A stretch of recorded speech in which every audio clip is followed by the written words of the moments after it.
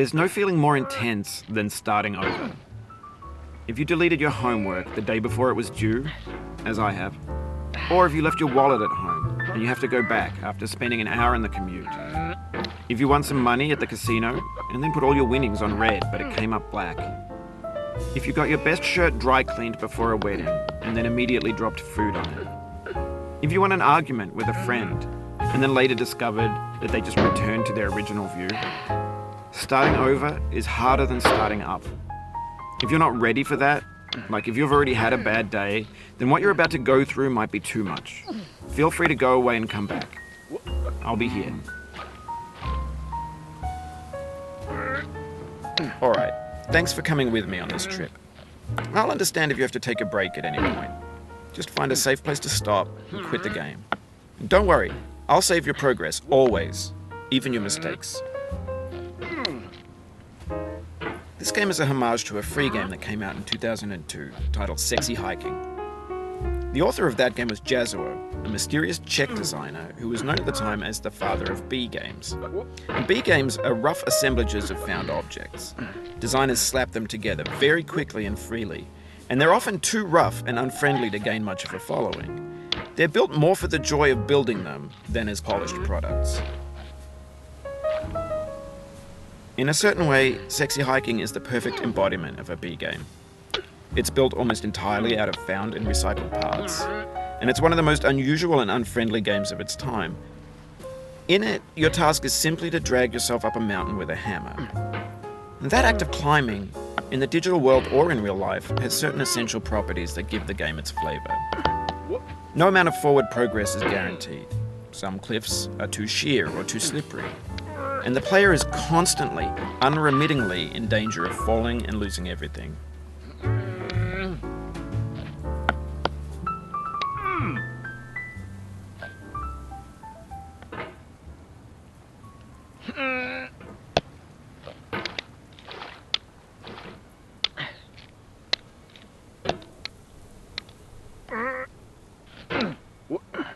Oh, you just lost a lot of progress.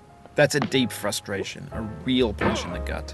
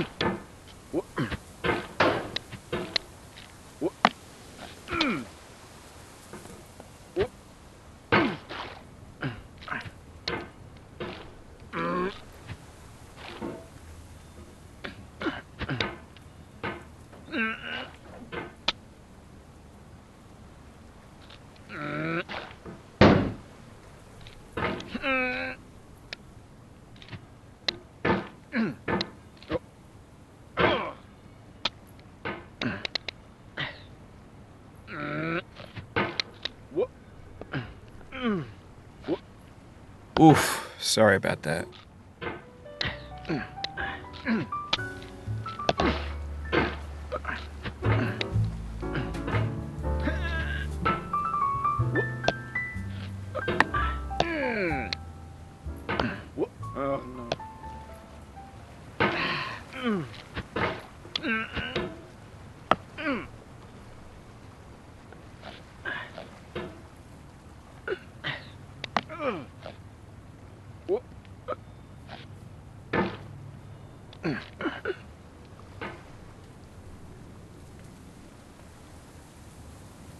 Oh,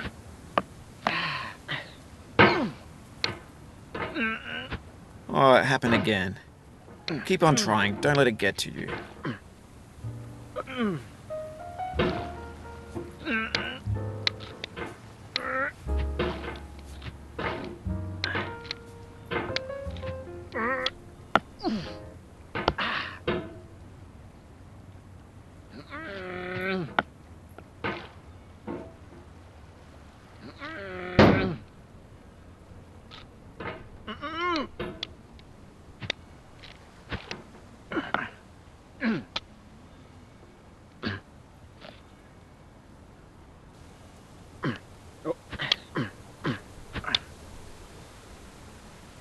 Anyway, when you start sexy hiking, you're standing next to this dead tree that blocks the way to the entire rest of the game.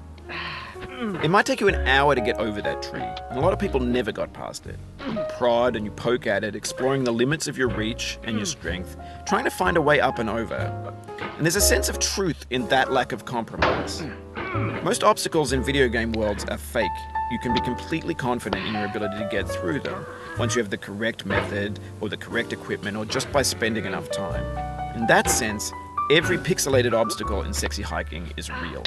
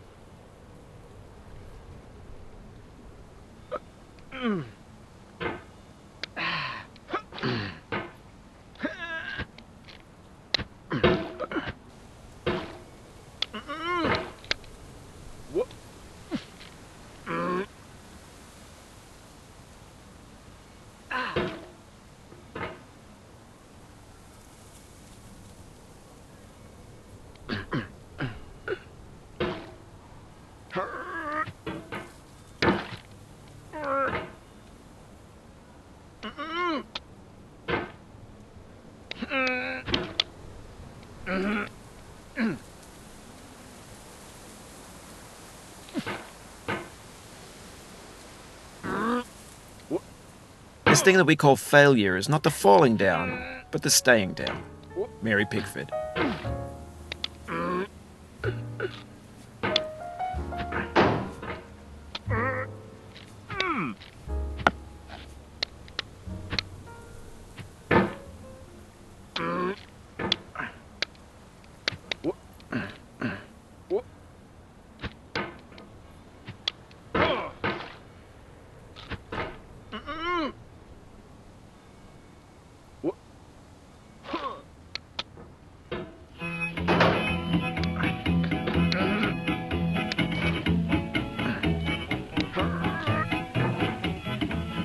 Get nasty away, boy.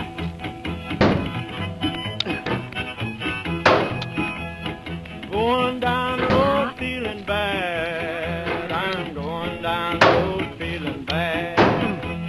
Going down the road feeling bad.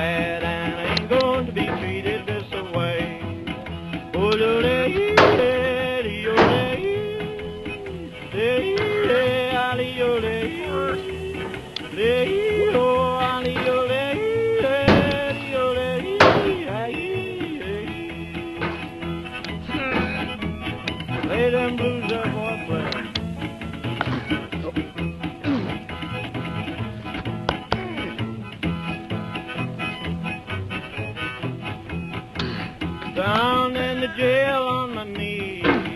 I'm down in jail on my knees. Down in jail on my knees, and I ain't going to be treated this way. They feed me on cornbread and cheese. They feed me on cornbread and cheese. They feed me on cornbread and cheese, and I ain't going to be treated this way.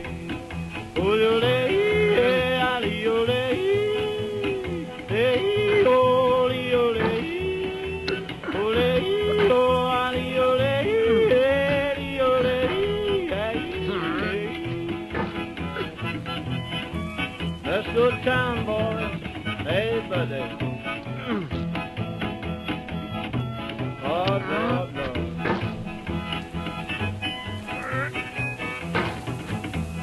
$10 shoe fits my feet. A $10 shoe fits my feet.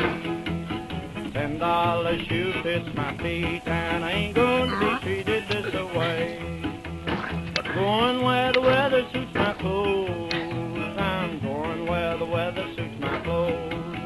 I'm going where the weather suits my clothes, and I ain't going to be treated this way. Ole, ole, ole.